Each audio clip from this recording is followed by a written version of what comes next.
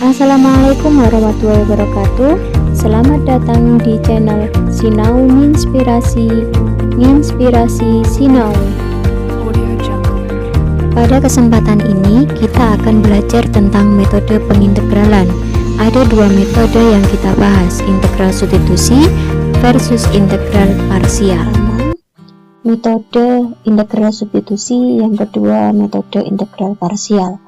Nah, bagaimana cara membedakan dua metode ini? Perhatikan pembahasan berikut ini. Nah, integral substitusi, misalkan saya punya integral 3x min 1 pangkat 5 dx, integral 2x 5x kuadrat min 1 pangkat 10 dx, yang ketiga integral 4x akar x kuadrat min 3 dx. Sedangkan contoh-contoh menggunakan integral parsial, integral 3x kali x plus 2 pangkat 5 dx, yang kedua integral x akar x plus 1 dx. Nah, sekilas akan sama beberapa contoh ini, tapi ada yang membedakannya. Nah, kapan kita menggunakan substitusi, kapan kita menggunakan parsial. Nah, cara pertama, lihatlah pangkat tertinggi dari masing-masing fungsi. Ini ada dua fungsi yang dikalikan, 2x dan 5x kuadrat min 1 pangkat 10. Nah, pangkat tertingginya yang pertama, fungsi yang pertama adalah 1, fungsi yang kedua adalah pangkat tertingginya adalah 2, adalah 1.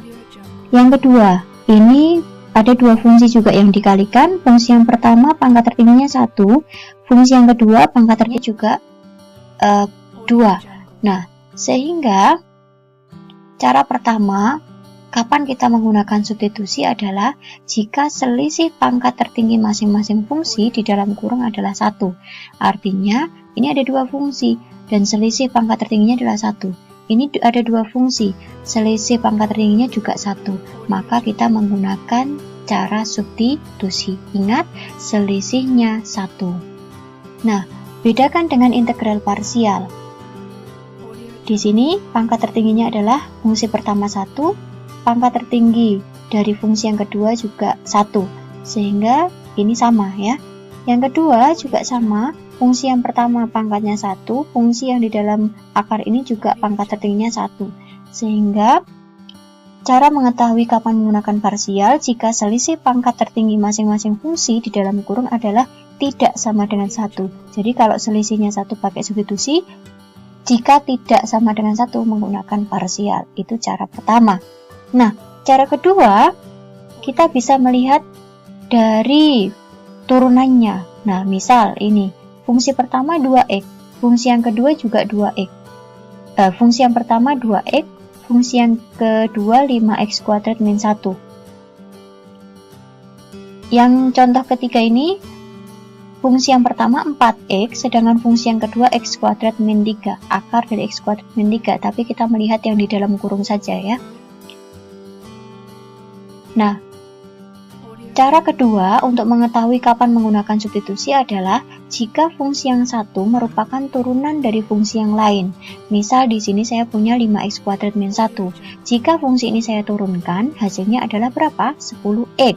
Nah, 10x itu kan bisa saya ubah jadi 5 kali 2x, sehingga masih mengandung fungsi yang pertama. Jadi ini merupakan turunan dari fungsi yang ini.